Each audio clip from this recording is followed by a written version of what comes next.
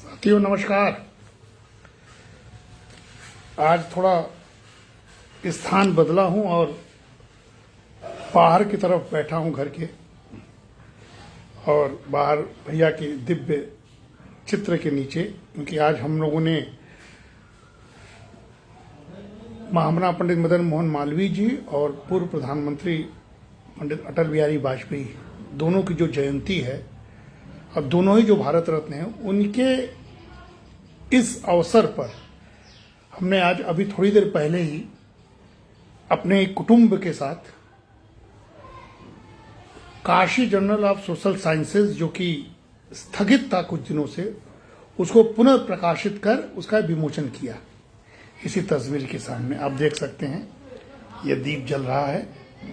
हम लोग इस दीप के तले इस काम को किए थे, और क्योंकि कल मेरा वादा था, मैं अभी बाहर बीएचयू से आ रहा हूं, कि अटल बिहारी वाजपेयी के बाद आज थोड़ा बहुत महामना जो विशिष्ट दिन है उनके बारे में स्मरण करूं और आपके सामने लाइव रहूं, तो मैं बस लाइव हो रहा हूं। साथियों, ये आपको याद होगा कि ये मैंने दिखाया था Kashi journal of social science, जो पहले मैं आपको दिखा रहा हूं थोड़ा फ्रंट से। ये Kashi journal of social science,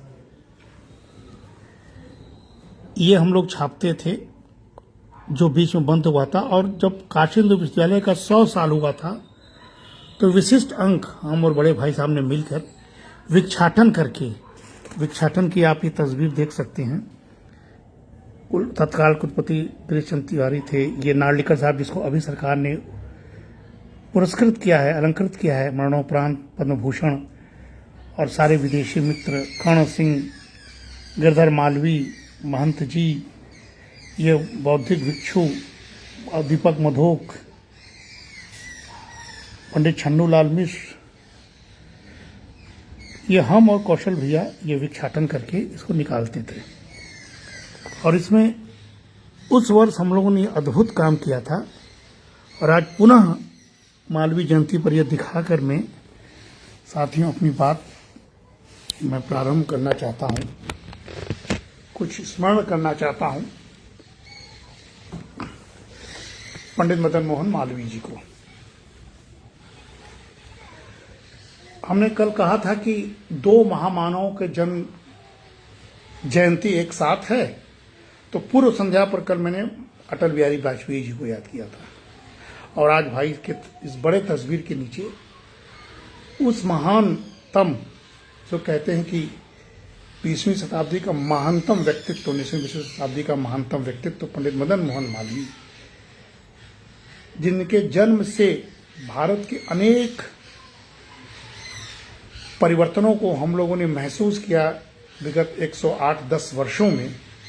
Kashi Hindu विश्वविद्यालय की नींव इसी हमारे निवास के जस्ट बगल में एमपी थिएटर ग्राउंड है, जहां मां सरस्वती के नीचे हुआ, और पंडित मदन मोहन मालवीय ने विक्षाटन कर, यही बगल में भारत रत्न शिव प्रसाद गुप्त जी का मकान है, जहां वो सीधा उनके यहां जाता था मालवीय जी के लिए।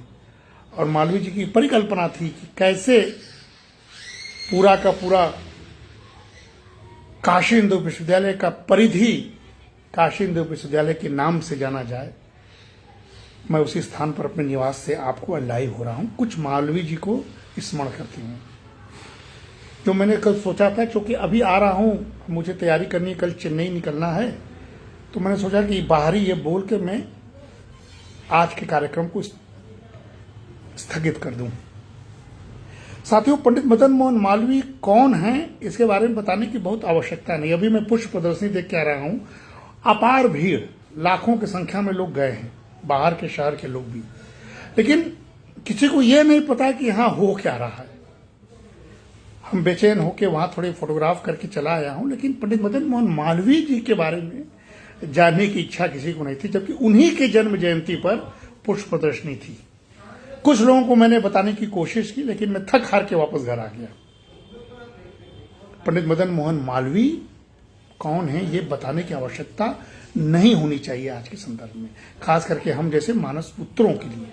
लेकिन फिर भी स्मरण करना है, आज अपने जिह्वा को पवित्र करना है इसलिए मैं उस महामानव के बारे में थोड़ी बहुत बात करके, क्योंकि बहुत सारी बात हमने अपने पुस्तक में, अपने Kashi journal of social science में प्रकाशित किया, लेकिन कुछ बातें जो कुछ अलग बातें हों, कुछ अनोखी बातें हों, उस पर चर्चा करके आज हमको प्रणाम करेंगे। भैया के तस्वीर के नीचे कौशल किशोर मिश्र पंडित मदन मोहन मालवीय की कृतियों के बारे में अनेक शोध करवाए हैं। उनके बहुत सारे लोग देश भर में फैले हुए हैं, इसी बहाने उनका भी स्मरण हो जा रहा है। साथियों, आप जानते हैं कि महामना शब्द, जनरल नॉलेज का क्वेश्चन है, लेकिन महामना शब्द एक उपाधि थी, और इस उपाधि को दिया कौन? एक बहुत बड़े दूसरे व्यक्तित्व ने इस देश के। पहले भारत की संस्कृति थी कि एक दूसरे के व्यक्तित्व का बखान अपने ढंग से लोग करते थे। ये ऋषि परंपरा हमारे, अब वो परंपरा लुप्त हो रही है। अब तो ईर्ष्या का जमाना आ गया है, लोग किसी का नाम नहीं लेना चाहते। फिर भी मैं बता रहा हूं कि रविंद्रनाथ ठाकुर, अब उनसे बड़ा व्यक्तित्व तो शायद हम लोग पूरे साहित्य जगत में या सांस्कृतिक जगत में नहीं जानते हैं। उन्होंने महात्मा गांधी, ये पंडित मदन मोहन मालवीय जी को उनके त्याग, उदारता, राष्ट्रभक्ति से प्रभावित होकर दी थी। बहुत सारे लोग कहते हैं कि महात्मा गांधी ने दी थी, लेकिन महात्मा गांधी उस समय तत्कालीन थे। लेकिन रविंद्रनाथ ठाकुर ने सबसे पहले यह पहचाना कि इस व्यक्ति में कुछ अलग महत्व है, अलग तेज है, पुंज है। उन्होंने इस तरह की बातें कही और पंडित महात्मा गांधी ने इसको आगे बढ़ाया था, और यही उनका संबोधन बन गया। भारत रत्न तो अभी कुछ दिनों पूर्व मिला, लेकिन महामना तो हम लोग के लिए सदैव रहे हैं साथियों। और पेशे से वकील थे, पर मुकदमा वगैरह से वो हमेशा विरक्ति चाहते थे। बहुत बड़े वकील थे, उच्च कोटि, एक से एक नामी केस उन्होंने लड़ा है ब्रिटिश रूल में भी, जिसको मैं यहां नहीं बताऊंगा। थोड़े बहुत स्मरण करके मैं अपनी बात को रखूंगा। मैं बाहर से आ रहा हूं, ये बैठा हूं। लेकिन जब पंडित मदन मोहन मालवीय को लगती बजाय किसी की आजीविका छीन सकती है, तो वो मुकदमा छोड़ देते थे और निशुल्क पैरवी करते थे। ये न्याय की प्रतिमूर्ति थे। उनके सुपुत्र गिरधर मालवीय न्यायमूर्ति हम लोग कहते हैं। इस चीजों को वो जानते थे, और बहुत सारे उन्होंने काम ऐसे अपने पितामह के नाम पर किया था। इसलिए बनारस हिंदू यूनिवर्सिटी अद्भुत तपस्या का परिणति है, जिसके लिए वो जानते हैं। आप सभी लोग राजे महाराजे, उससे लेके यही काशी नरेश जो सामने है, हम लोग कहे ना कि काशी नरेश ने सर्वाधिक भूमिका निभाई। राजे महाराजे से लेके, दरभंगा से लेके बिहार, कई सारे जगहों पर जाकर साधारण जनता तक की उन्होंने भीख मांगी थी, भिक्षाटन किया था। और साथियों, साइकिल से देश भ्रमण कर उन्होंने भिक्षाटन कर चंदा जुटाया था। और मैंने सुबह भी कहा था कि मर जाऊं मांगू नहीं, अपने तन के काज, परमारथ के कारण मोहि ना आवे लाज। ये कहकर महामना झोली फैलाते थे समाज के सामने, और उस झोली में जो गिरता था अभूतपूर्व था। उसके भिक्षाटन अनुभूति मैंने भी किया है। जब मैं झोली फैलाकर ये बात बोलकर इस जर्नल के लिए मैंने एक एक रुपया, कुछ कुछ रुपया जुटाकर एक तरह से उनकी तपस्या को प्रणाम करने के लिए किया था, तो मुझे लगा कि पंडित मदन मोहन मालवीय कैसे काम करते थे, निर्भीक होकर। कल्याण के लिए भिक्षाटन शर्म नहीं है, शर्त यह कि उस भिक्षाटन से आप अपनी जीविका न चलाएं। पहली दो बात। तीसरी बात एक ये कहना था कि वो हिंदी भाषा जो अब इस सरकार में 2014 से एक तरह से एक चलन में बढ़ा है, उसके बहुत ही निर्भीक, जिसको कहते हैं पक्षधर थे। जबकि आप जानते हैं कि उस समय अंग्रेजी और उर्दू का प्रभुत्व हुआ करता था, जब पंडित मदन मोहन मालवीय ब्रिटिश काल में थे। लेकिन यही हमारे महामना जिसके हम सब मानस पुत्र हैं, जिनके पवित्र मंदिर से शिक्षा ग्रहण करके मैं उनको प्रणाम करने में समर्थ हो पा रहा हूं, न्यायालयों में हिंदी को मान्यता दिलाने के लिए मामला ने संघर्ष किया था साथी। 4 बार कांग्रेस के अध्यक्ष रहे। इतने लंबे अंतराल तक भारतीय राष्ट्रीय कांग्रेस का अध्यक्ष नहीं बना। उस दौरान आजकल की बात छोड़ दीजिए, आजकल की कांग्रेस की बात मैं नहीं कर रहा हूं, मैं उस कांग्रेस की बात कर रहा हूं जब महात्मा गांधी और मालवीय जैसे लोग इस कांग्रेस में रहा करते थे साथियों। उनकी लेखन, उनका बौद्धिक योगदान अद्भुत है। पत्रकारिता में उनका योगदान, हम लोग ने एक जगह बात कर रहे थे, अभ्युदय और मर्यादा, बहुत सारे लोग नहीं जानते होंगे, अभ्युदय और मर्यादा का उन्होंने गजब का संपादन किया था, जिसमें राष्ट्रीय चेतना, धर्मनिरपेक्षता और सामाजिक नैतिकता पर अगर आज के शोधार्थी इसको खोजे ना तो उनको दुर्लभ सामग्री मिल जाएगी। ये थे हमारे पंडित मदन मोहन मालवीय, जिनकी आज जन्म जयंती है, और आज अटल बिहारी वाजपेयी की जन्म जयंती है। आज इस अवसर पर दोनों को आज हम प्रणाम करते हैं। साथियों, काशी, प्रयाग, जहां हम लोग बैठे हैं, काशी और बगल में प्रयाग है। देश के अन्य भागों में पंडित मदन मोहन मालवीय जी जो धर्म और शिक्षा पर भाषण देते थे, वो कोई पढ़ ले ना तो वो मनुष्य बन जाए। वैदिक परंपरा और आधुनिकता का संतुलित दृष्टिकोण उनके हर भाषण में दिखता था। वे रूढ़िवादी नहीं थे, वे प्रतीचि प्राची का मेल सुंदर करने वाले व्यक्तित्व थे। हिंदी को राष्ट्रभाषा बनाने के पक्षधर कई लेख उनके ऐतिहासिक हैं। और यही नहीं, संस्कृत भाषा जो लुप्त होती जा रही थी, फिर से उसका पुनरुद्धार हो रहा है। संस्कृत भाषा को साथियों भारतीय संस्कृति की आत्मा कहते थे, कि हमारी संस्कृति की आत्मा जो है संस्कृत है। और हिंदी भाषा को पंडित मदन मोहन मालवीय जी जो हम लोग बात कर पा रहे हैं, सहजता से बात कर पा रहे हैं, वो जन भाषा था। साथियों, ऐसे दर्शन करने वाले पंडित मदन मोहन मालवीय थे, जो आधुनिक विज्ञान और भारतीय मूल्य, ये दोनों को मिलाकर समन्वय कर अपनी बातों को कहते थे।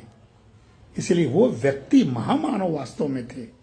वे एक विचारधारा हैं जहां राष्ट्रभक्ति में कठोरता नहीं थी, धर्म में संकीर्णता नहीं थी, और शिक्षा में केवल नौकरी नहीं जिसके लिए आज लोग मरे जा रहे हैं, बल्कि साथियों एक सूत्रता, जो मैं बार बार कहता हूं, आज पुनः कह रहा हूं, आज महामानव की जन्म जयंती पर चरित्र का निर्माण का भाव शिक्षा का उद्देश्य था। और एक बात ध्यान कीजिए, आज मैं आ रहा था, कई सारी चीजों को देख रहा हूं, शिकायत करने का युग नहीं है मेरे लिए, खास करके जो थोड़े बहुत मालवीय जी को जानता है, पढ़ता है, समझता है। उनका जीवन सिखाता है दोस्तों कि बिना शोर किए भी इतिहास रचा जा सकता है। पंडित मदन मोहन मालवीय उससे व्यक्ति थे। कैसे एक महान विश्वविद्यालय की स्थापना तपस्या द्वारा किए। ये केवल शैक्षणिक संस्थान नहीं है जो यहां पढ़ते हैं, जो यहां पढ़ाते हैं, जो इसके कर्मचारी हैं, जो डायरेक्ट वहां जुड़े हैं। हम तो उनके पवित्र मंदिर के एक शिक्षार्थी, शोधार्थी बनकर आज उसी कॉलेज से संबद्ध कॉलेज डीएवी महाविद्यालय, पीजी महाविद्यालय में एक प्रोफेसर हूं इकोनॉमिक्स का, लेकिन हृदय का जुड़ाव मालवीय जी के चरणों में। ये केवल शैक्षिक संस्थान नहीं है, भारतीय आत्मा का आधुनिक मंदिर जो उनका संकल्प था, उस रूप में देखना चाहिए। साथियों, क्या कहते थे मालवीय जी, विद्यार्थियों को कौन बताता है कि नहीं, हमें नहीं मालूम। हम और भाई साहब चर्चा करते थे। वे कहते थे यह विश्वविद्यालय ऐसा हो जहां वेद और विज्ञान एक ही प्रांगण में चले। ये पंडित मदन मोहन मालवीय जी का शिक्षा नीति थी, जो सदियों तक दबी रही। और 2014 के बाद कोरोना काल में प्रधानमंत्री मोदी ने इसको समझा, गुना, क्योंकि यहां के सांसद बने, मामना को भारत रत्न दिए, तब उनको समझ में आया कि एक नई शिक्षा नीति होनी चाहिए, राष्ट्रीय शिक्षा नीति जो 2020 थी, उसमें यही बात अब कही जा रही है जो पंडित मदन मोहन मालवीय जी ने सैकड़ों साल पहले कह दिया। यानी शिक्षा की नीति सैकड़ों साल पहले जो पंडित मदन मोहन मालवीय ने दी थी, अगर वो सतत जारी रहता तो आज भारत जो थोड़े बहुत कमियां दिखाई पड़ती शायद न दिखाई पड़ी। लेकिन कालांतर में बहुत सारी गड़बड़ियां हुई, लेकिन अब आज जो कहते थे कि यह विश्वविद्यालय वेद और विज्ञान, वो आज नेप में दिखाई पड़ रहा है। इसीलिए साथियों, उन्होंने संस्कृत, दर्शन, आयुर्वेद के साथ साथ भौतिकी, रसायन, अभियांत्रिकी को भी अनिवार्य रूप से शामिल करने की योजना बनाई थी विश्वविद्यालय की सिलेबस में। और वो अत्यंत युगांतरी परिवर्तन था, क्रांतिकारी विचार थे। हमने कहा कि नेप आज हम जानते हैं सबसे पहला इस देश में नेप देने वाला कोई है तो वो पंडित मदन मोहन मालवीय। उस नीति को तो देखा जाए, उसको उकेरा जाए। साथियों, जब वो भिक्षाटन करने राजाओं के द्वार पर जाते थे, साइकिल से जाते थे, यह कोई साधारण कार्य नहीं था। कल्पना कीजिए सैकड़ों साल पहले जब देश भर में राजाओं, जमींदारों, व्यापारियों के पास मालवीय जी स्वयं जाते होंगे। मालवीय जी कल्पना तो कर लीजिए, क्या अद्भुत पर्सनालिटी थी। वो स्वयं साइकिल चला के जाते थे। आज तो लोगों को ऐसे काम करने में संकोच हो रहा है जिसको सोचकर हमें शर्म आती है। लेकिन पंडित मदन मोहन मालवीय जी उद्देश्य से जब इस तरह काम करते थे तो कल्पना कीजिए कितना गौरवान्वित समाज होता था। कई बार वे साइकिल और से लेकर साधारण रेल डिब्बे पर यात्रा करते हुए उस समय के लोगों को देखते थे। और जानते, कई कथा सब लोग जानते हैं, वो जो निजाम वाला, हैदराबाद के निजाम वाला कथा था कि जब उन्होंने राशि देने से इनकार कर दिया। मैंने भी ये अपने भिक्षाटन के दौरान कई चीज पाए थे कि ऐसे हो रहे होंगे उस समय भी। उन्होंने भिक्षाटन देने से इनकार कर दिया, निजाम थे। तो मालवीय जी जानते हैं विनम्रता से क्या कहे, ध्यान से सुनिए सब लोग, विद्यार्थी सुन ले, शिक्षक सुन ले, समाज सुन ले, देश सुन ले, विश्व सुन ले। कहते थे, मैं भिक्षा नहीं, राष्ट्र के भविष्य के लिए सहयोग मांग रहा हूं। मर जाऊं मांगू नहीं, अपने तन के काज, परमारथ के कारण नहीं, मोहिना विलाज। इस आत्मसम्मानपूर्ण आग्रह से निजाम क्या कोई प्रभावित हो जाए। और अंततः उन्होंने उदार दान दिए थे। साथियों, एक नाम और, एनी बेसेंट, उनका नाम भी लेना जरूरी है मालवीय जी के साथ। डॉक्टर एनी बेसेंट की भूमिका सर्वाधिक थी काशी हिंदू विश्वविद्यालय बनाने में। ये मालवीय जी ने कहा, इसको सबको जानना चाहिए, क्योंकि सेंट्रल हिंदू कॉलेज की स्थापना उन्होंने ही पहले की। अगर वो कॉलेज ना होता तो काशी हिंदू विश्वविद्यालय ना होता। उस समय की अंग्रेजी नीति के अनुसार बना ही नहीं सकते थे। तब मामना ने एनी बेसेंट के साथ बहुत लंबा संवाद किया और कहा कि राष्ट्र हित के लिए उस कॉलेज को बीएचयू में विलय कर दीजिए। वैचारिक मतभेदों के बावजूद दोनों ने सिर्फ और सिर्फ, याद कीजिए, राष्ट्र हित में समझौता कर लिया। और उस युग की महान उदारता का एक उदाहरण सबको जानना चाहिए, आज के युग को जानना चाहिए और उदार बनना चाहिए। साथी, आप जानते हैं काशी नरेश, हम लोगों ने देखा है काशी बड़े महाराज को, सुपुत्र को भी, अनंत नारायण को भी देख रहे हैं।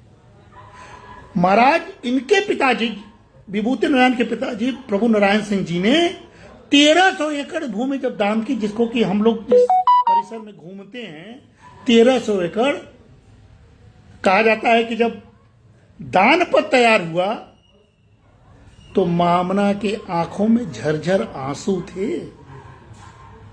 आज तो एक तिड़ भी देने के लिए, समय भी देने के लिए लोगों को दया की भीख मांगनी पड़ती है। मामना के आंखों में आंसू थे।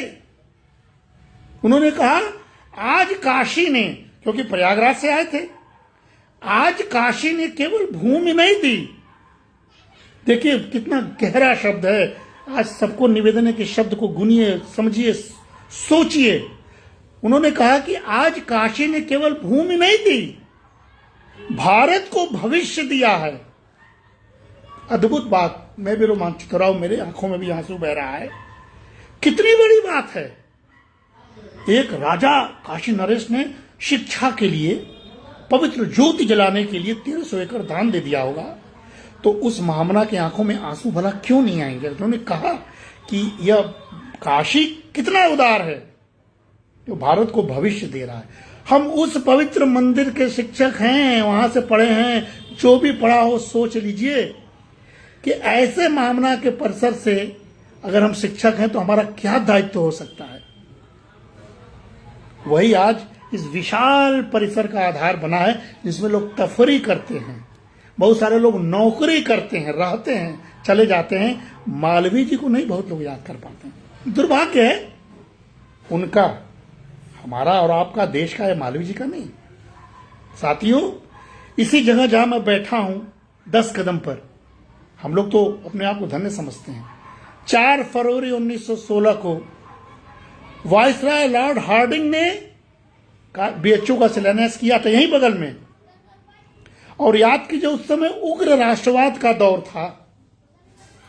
फिर भी महामना जी ब्रिटिश सत्ता के मंच से भारतीय स्वाभिमान और स्वशिक्षा का संदेश निर्भीकता से दिया था। बोलना सीखिए, गर्जना सीखिए। और उन्होंने कहा कि यह विश्वविद्यालय अंग्रेजी शासन के विरुद्ध नहीं है, बल्कि भारतीय आत्मबल के पक्ष में है। किस तरह शिक्षक बोल सकता है और किस तरह लोगों को झुका सकता है। कल हमने अटल बिहारी वाजपेयी की उदारता के बारे में बात की, आज महामना पंडित मदन मोहन मालवीय के बारे में बात कर रहा हूं। भारतीय आत्मबल के पक्ष में है ये विश्वविद्यालय। हम आपके खिलाफ नहीं है, लेकिन हमारे आत्मबल को मत कुचलिए। जो भी जहां बैठा हो खूब आनंद लीजिए, लेकिन किसी व्यक्ति के आत्मबल को कुचलने का प्रयास करने वाला अंततः उसके निगाह से गिर जाता है। इसलिए अंग्रेज हमारे निगाह से गिर गए, इसलिए मैकाले हमारे निगाह से गिर गए, क्योंकि हम आत्मबल के पक्षधर हैं। पंडित मदन मोहन मालवीय ने वो काम किया। और एक किंवदंती है साथियों, बहुत भावुक किंवदंती है, उसको भी जानना चाहिए। हम लोगों ने अपने किताब में छापा है, अपने जर्नल में छापा है, जो भिक्षाटन का राजकुमार हम लोग कहते हैं, भिखारी कहते हैं, भिखारियों का राजकुमार।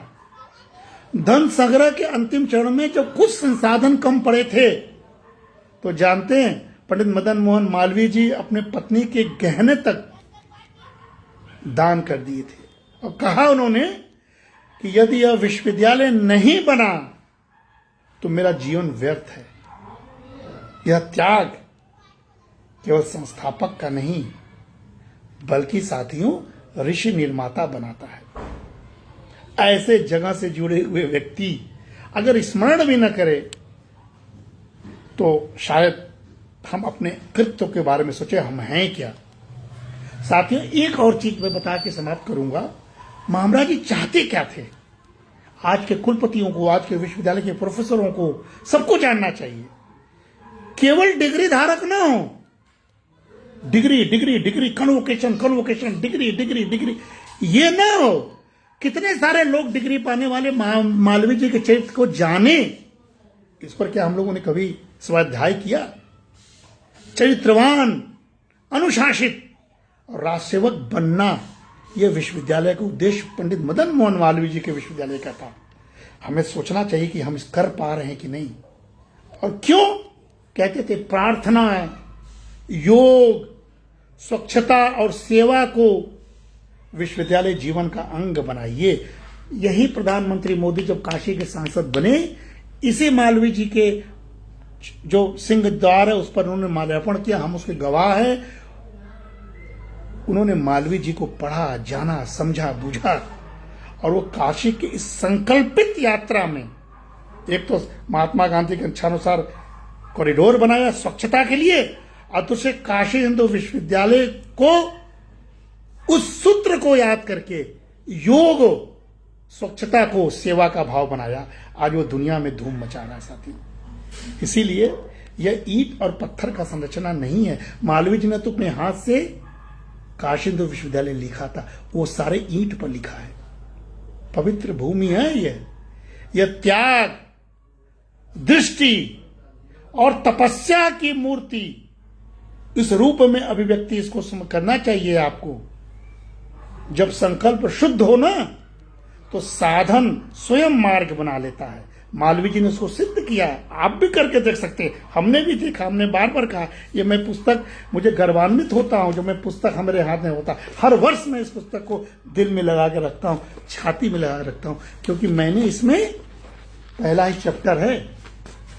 चैप्टर है साथियों, मैंने लिखा है। जिसके पास होगा विक्षाटन की महामनानुभूति, जितने लोगों से विक्षाटन किया उसकी अनुभूति मैंने किया।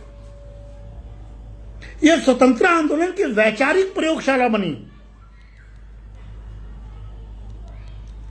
औपनिवेशिक शिक्षा के विकल्प के रूप में मालवीय जी ने इसकी कल्पना की, और ये कभी किसी शिक्षा का तिरस्कार नहीं किया। मैकाले के रूप में नहीं थे, राष्ट्रभक्त थे। अंग्रेजी शिक्षा प्लस भारतीय संस्कृति, विज्ञान प्लस वेदांत, बौद्धिकता प्लस राष्ट्र सेवा, इस समन्वय को सोचकर राष्ट्र निर्माण का केंद्र बना दिया था। यह प्रयोगशाला था। और मैं एक चीज और कहना हूं, 1916 का एक ऐतिहासिक भाषण याद दिलाता हूं। गांधी जी और युवा भारत पर 16 में शिलान्यास हो रहा था। महात्मा गांधी युवाओं को संबोधित करते हुए क्या कहते हैं, सुनिए क्या कहते हैं। महात्मा गांधी 16 में यहीं बगल में हमारे घर जहां मैं बैठा हूं, सामने शिलान्यास हो रहा है, कल्पना कीजिए। कह रहे थे, आप ये रत्न जड़े आभूषण छोड़कर यदि भारत के किसानों और श्रमिकों से जुड़े, तभी यह विश्वविद्यालय सार्थक होगा। किसको बोल रहे थे? उस शिलान्यास में आए हुए राजे महाराजाओं को बोल रहे थे, जो आभूषण से जड़ित होकर शिलान्यास देखने आए थे। ये आह्वान महात्मा कर रहे थे, किसके लिए? मामना के लिए। साथियों, वो भाषण वहां के छात्रों को उस समय झकझोर दिया था, आत्ममंथन के लिए मजबूर कर दिया था, और उस समय सेवा और संघर्ष की उन्होंने चेतना जगाई थी। क्या क्या बताऊं, हृदय में बसे हैं मामना। जब असहयोग आंदोलन का आह्वान किए थे गांधी जी, तो इसी वीएचओ के अनेक छात्रों ने सरकारी नौकरियों को त्याग दिया था, पढ़ाई बीच में छोड़ दिया था, आंदोलन में कूद पड़े थे। कई छात्र कांग्रेस के स्वयंसेवक बने। ये कांग्रेस वालों को समझना चाहिए कि उनकी पार्टी का नींव कितना गहरा था, आज वो किस रसातल पर गए हैं। विदेशी वस्त्रों की होलियां जलाई गई थी। मामना जी ने स्वयं, कांग्रेस के वरिष्ठ नेता जो थे, उन्होंने छात्रों को नैतिक स्वतंत्रता दी, और यही उनकी लोकतांत्रिक दृष्टि थी। कल मैंने अटल बिहारी वाजपेयी की लोकतांत्रिक दृष्टि बताई, आज हम मामना की लोकतांत्रिक दृष्टि बना रहे हैं। साथियों, कुछ छात्र वीएचओ के अनुशीलन समिति उस समय और अन्य कई क्रांतिकारी संगठनों से भी जुड़ गए थे। जो छात्रावास है ना, विद्यार्थी सुन ले, उस छात्रावासों में हुड़दंग नहीं होता था, मारपीट नहीं होता था, गाली गलौज नहीं था। उस छात्रावासों में गुप्त बैठकें हुआ करती थी राष्ट्र को स्वतंत्र करने के लिए। देशभक्ति और साहित्य का अध्ययन हुआ करता था चरित्र निर्माण के लिए, और प्रतिबंधित पुस्तकों का वितरण किया जाता है, वो अंग्रेजों ने प्रतिबंधित किया था। ये हॉस्टलों का, छात्रावासों का ये बहुत बड़ा कंट्रीब्यूशन था। इसलिए उस समय की ब्रिटिश सरकार ने काशी हिंदू विश्वविद्यालय को संभावित विद्रोह का केंद्र माने, और उनकी निगाह उस पर थी। साथियों, भारत छोड़ो आंदोलन, हमने कल कहा कि अटल बिहारी वाजपेयी उसी भारत छोड़ो आंदोलन 1942 में संघ का दामन पकड़ते हैं और उसमें हिस्सेदारी करते हैं। उस आंदोलन में काशी हिंदू विश्वविद्यालय के कई छात्र हड़ताल किए, जुलूस निकाले, ब्रिटिश विरोधी नारे लगाते थे। अनेक छात्र जेल गए थे, निष्कासित हुए थे, और कुछ ने भूमिगत रहकर बहुत बड़े कार्य किए थे, और कई बार उस समय भी छावनी के रूप में बदल जाता था। और शिक्षकों की क्या भूमिका थी? विचारों की मशाल। आज के शिक्षक जैसे हैं कैसे हैं, मैं इस पर क्या टिप्पणी करूं। मैं खुद शिक्षक हूं, आचार्य हुआ करते थे। अपने व्याख्यानों में साथियों, भारतीय इतिहास का गौरव स्वराज का नैतिक आधार, औपनिवेशिक शोषण की आलोचना करते हुए शिक्षक दिखाई पड़ते थे। इसीलिए ध्यान से सुनिए, बीएचयू में पढ़ाई निष्प्राण पाठ्यक्रम नहीं है, निर्जीव पाठ्यक्रम नहीं है, बल्कि जागृत राष्ट्रबोध है। ये उस समय की बात बता रहा हूं। आज कल्पना कीजिए, क्या हमारा पाठ्यक्रम जागृत राष्ट्रबोध है क्या? इस पर विचार करना होगा। साथियों, कभी भी मदन मोहन मालवीय जी, शिक्षा की मशाल चलाने वाले व्यक्ति, कभी अराजक हो ही नहीं सकता। वो कभी अराजकता के पक्ष में नहीं थे और राष्ट्रधर्म से पीछे कभी नहीं हट सकते थे। वे कहते थे कि विद्यार्थी, तुम पहले चैत्यवान बनो, फिर निर्भीक राष्ट्र सेवक, संतुलन को साधो, अलग पहचान बनाओ। है आज काशिंद विद्यालयों के तमाम विद्यार्थियों को हम लोग जुड़े हुए। हमने अलमनी अभी बनाया एसोसिएशन इकोनॉमिक्स का, सिर्फ उसी में हजारों लोग जुड़ गए, एक से एक जगहों पर हैं। पूरे काशिंद विश्वविद्यालय के अलमनी को जोड़ा जाए, एक से एक अद्भुत कार्य आज भी हो रहे हैं। इसीलिए साथियों,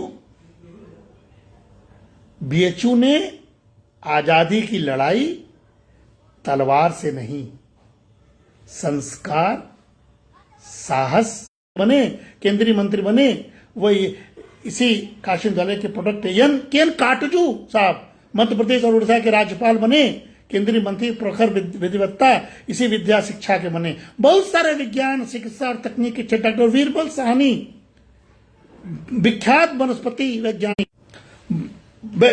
वैज्ञानिक यहीं जुड़े रहे। डॉक्टर एनसी घोष चिकित्सा शिक्षा के अग्रदूत थे। इसी चिकित्सा संकाय में उन्होंने राष्ट्रीय स्तर तक पहुंचाए। साहित्य में देखिए, यहीं के थे, सामने उनके परिवार में रहते। डॉक्टर हजारी प्रसाद द्विवेदी आधुनिक शिक्षा के साहित्य के स्तंभ, बीएचयू में कवि प्रोफेसर थे, विभागाध्यक्ष थे। रामचंद्र शुक्ल, अद्भुत नाम, हिंदी आलोचना के भीष्म पितामह हम लोग कहते हैं। उनका कार्य दिशा बदलने वाला था।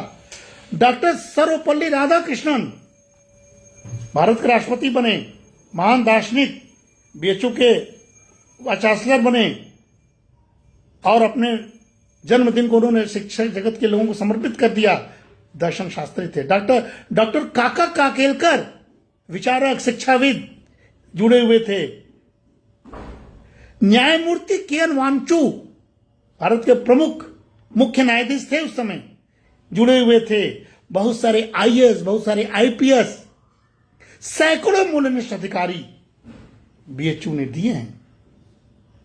यह परंपरा है बीएचयू की, विभूति निर्माण की परंपरा, राष्ट्र निर्माण से विभूति निर्माण की परंपरा इस विश्वविद्यालय की देन है। इसको हमको समझना चाहिए साथियों। इसीलिए बीएचयू की शक्ति में बार बार है, केवल पाठ्यक्रम, केवल डिग्री, केवल भवन नहीं है। मैं बार बार कहता हूं, लोगों से कहता हूं कि भाई भवन तो ठीक है, भवन के अंदर क्या हो रहा है? चरित्र निर्माण, राष्ट्रबोध, संस्कृति और विज्ञान का संतुलन दिख रहा है कि नहीं? यहां से निकलने वाला हर छात्र साथियों राष्ट्र की संपत्ति कैसे बने। हम लोग ह्यूमन कैपिटल पढ़ाते हैं इकोनॉमिक्स में, लेकिन राष्ट्र की संपत्ति कैसे बने वो ह्यूमन कैपिटल, इस पर मालवीय जी हमेशा सोचते थे, समझते थे। इसलिए मैं बार बार कहता हूं, स्वतंत्र भारत की प्रयोगशाला के रूप में इसको हम लोग देख सकते थे, जहां से शासन को दिशा मिली, विज्ञान को गति मिली, भाषा को पहचान मिली और संस्कृति को आत्मा मिली। यह बीज जो पंडित मदन मोहन मालवीय, जिसकी आज जन्म जयंती हम लोग मना रहे हैं, नाम ले रहे हैं, आज भी राष्ट्र वृक्ष को फल दे रहा है। आप देख लीजिए, आज भी दे रहा है साथियों। इसीलिए अब तो आईटी अलग हो गया, हमको बड़ा खेद है इस बात का, लेकिन मालवीय जी ने कभी अलग की बात नहीं की। उन्होंने आईआईटी, जो बीएचयू का आईटी था, उसको अत्यधिक तकनीक संस्थान के रूप में उनके दिमाग में स्वप्न था। ये तो हेरिटेज था, आईआईटी का कोई महत्व नहीं था, हेरिटेज है। और क्यों? क्योंकि संस्कृत विद्या, धर्म, विज्ञान, संकाय, आयुर्वेद के साथ आईटी का संगम बना, राष्ट्रहित में वो था।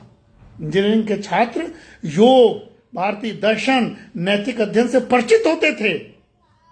यही वेद और विज्ञान का समन्वय के रूप में आईआईटी की कल्पना पंडित मदन मोहन मालवीय जी ने की थी और कहा था कि यहीं पर बिजली का निर्माण किया जाए। यहीं पर बिजली का निर्माण होता था, जिसकी प्रकाश हमारे घर जो यहाँ बैठा हूं, ये भी मालवीय जी के समय का घर है, बगल में शिव प्रसाद गुप्ता का, वहां से रोशनी जाती थी। मालवीय जी कहते थे इन सारे घरों में रोशनी बीएचयू की होनी चाहिए। ये है आज का महत्व।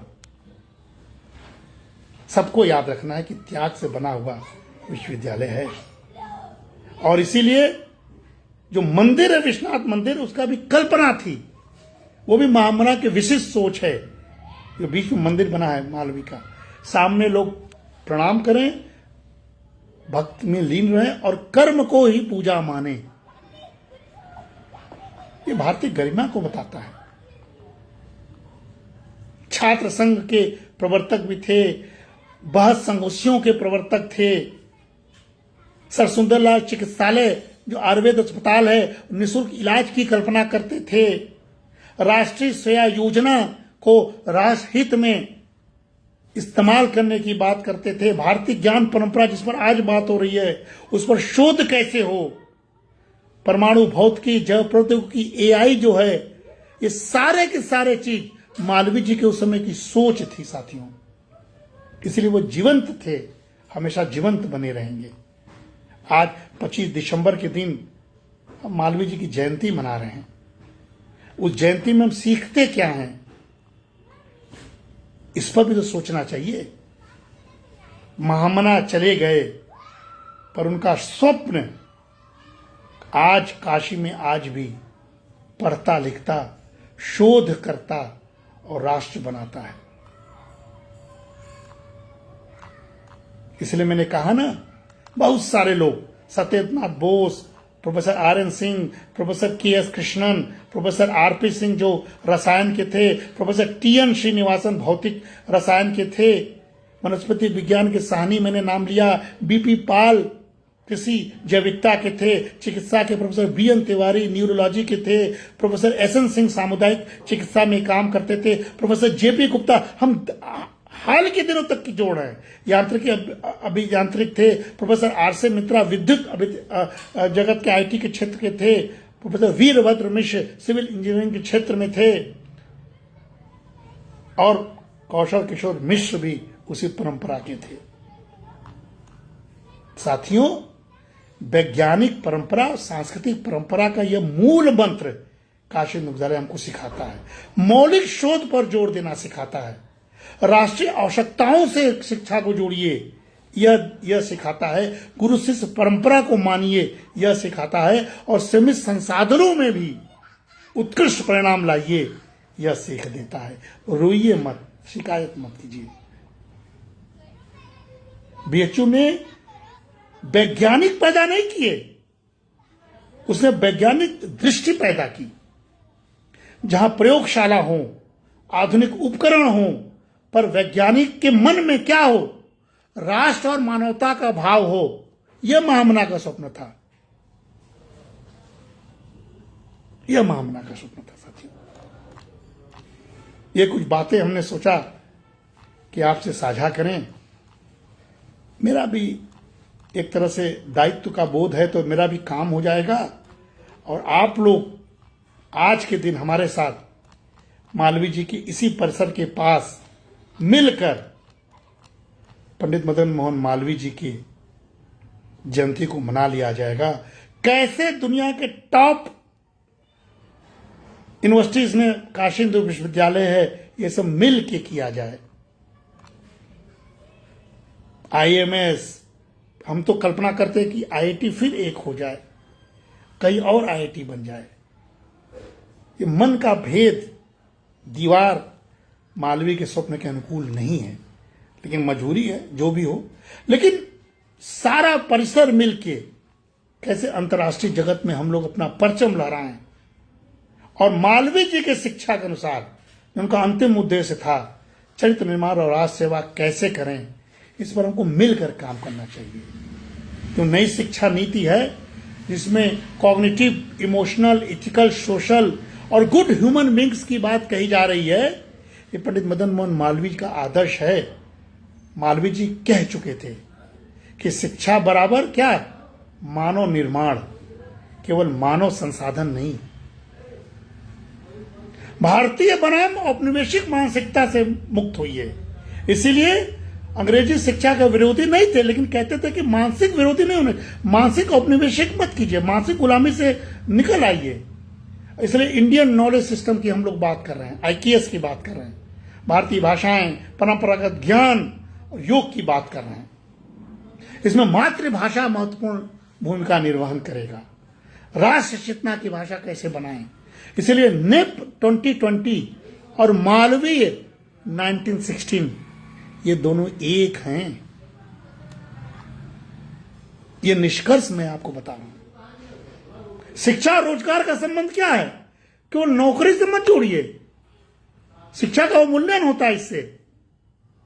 वे सेवा उन्मुख पेशेवर चाहते थे, इसीलिए नेप में क्या कहा गया? स्किल डेवलपमेंट, एम्प्लॉयबिलिटी, स्टार्टअप्स पर, लेकिन साथ में इथिक्स, वैल्यूज, सोशल रिस्पॉन्सिबिलिटी। ये नेप है। यही तो मालवीय जी चाहते थे कि भाई नौकरी के लिए थोड़ी ना आपको पढ़ना है, आपको सक्षम बनना है। इसीलिए साथियों, आज के युग में बौद्धिक तनाव बहुत है, अभी भी नेप पर हम लोग संघर्ष कर रहे हैं, लेकिन नेप में वो चीज नहीं है जो मालवीय जी चाहते थे। शिक्षक गुरु होते थे, मालवीय जी चाहते थे। नैतिक आदर्श समाज का पथ प्रदर्शक होते थे। हम अपने आप को जांच लें कि हम क्या हैं। और नेप में वही teacher as a mentor, as a facilitator हो गया। टीचर ऑटोनॉमी और टीचर ट्रेनिंग पर जोर दिया जा रहा है। भाषा बदली है साथियों, आत्मा वही है। मेंटर कौन है? आधुनिक गुरु हो गया। इसलिए पंडित मदन मोहन मालवीय अनुशासन और आत्म नियंत्रण को जो जोड़ते थे, अराजकता के जो विरोधी थे, लेकिन वैचारिक स्वतंत्रता के प्रबल समर्थक थे। इसलिए नेप में यह सरकार ने flexibility, choice based learning, rigid streams, इस सब का अंत कर दिया। आप कुछ भी कहीं भी पढ़ सकते हैं। इसलिए राष्ट्र बनाम वैश्वीकरण की अगर हम चलते चलते बात करें तो पंडित मदन मोहन मालवीय ने भारत को शिक्षा का केंद्र बनाया था। इसलिए नेप में भी कहा गया है कि हम global citizens with Indian roots बनाएंगे। इसलिए नई शिक्षा नीति और पंडित मदन मोहन मालवीय जी की नीति कैसे एक हो, इस पर और काम करना होगा। शिक्षा की आत्मा ढूंढनी होगी। जो मालवीय जी ने स्वप्न देखा, वो नेप 2020 में उसको पूरा करने की कोशिश तो हो रही है, संस्थागत भाषा देने का प्रयास तो हो रहा है, लेकिन आत्मा अभी जग नहीं रही है। क्योंकि मामना जी शिक्षा वैल्यू ड्रिवन थी। और नेप अभी भी जो हम लोग देख रहे हैं, 3 वर्षों से पढ़ाने का मौका मिला है, परफॉर्मेंस ड्रिवन बन के रह गई है। वैल्यू ड्रिवन से परफॉर्मेंस ड्रिवन के बीच की दूरी हमें मिटानी होगी। इसीलिए चलते चलते मैं आज उस महान दोनों पुरुषों को फिर से अपनी तरफ से कौशल भाई के इस विशाल चित्र के नीचे सभी साथियों के साथ जो हमको देख रहे हैं, दिवाकर, अनिल पांडे जी, सत्यगोपाल जी, भारती भाभी जी, अर्चना तिवारी जी, मीना मिश्रा जी, सभी के साथ मिलकर हम पंडित मदन मोहन मालवीय के चरणों में अपना मस्तक झुकाएं, पंडित अटल बिहारी वाजपेयी के चरणों में मस्तक झुकाएं और आज का यह दिन, आज का यह शाम एक प्रोडक्टिव भाव के साथ समाप्त करें। सभी को नमस्कार, धन्यवाद। आप जुड़े व्यस्तता के बावजूद। ये मालवीय जी का प्रताप है, मैं इसमें निमित्त हूं। प्रताप, मालवीय जी के प्रताप से आप जुड़े, इसके लिए हम आपका आभार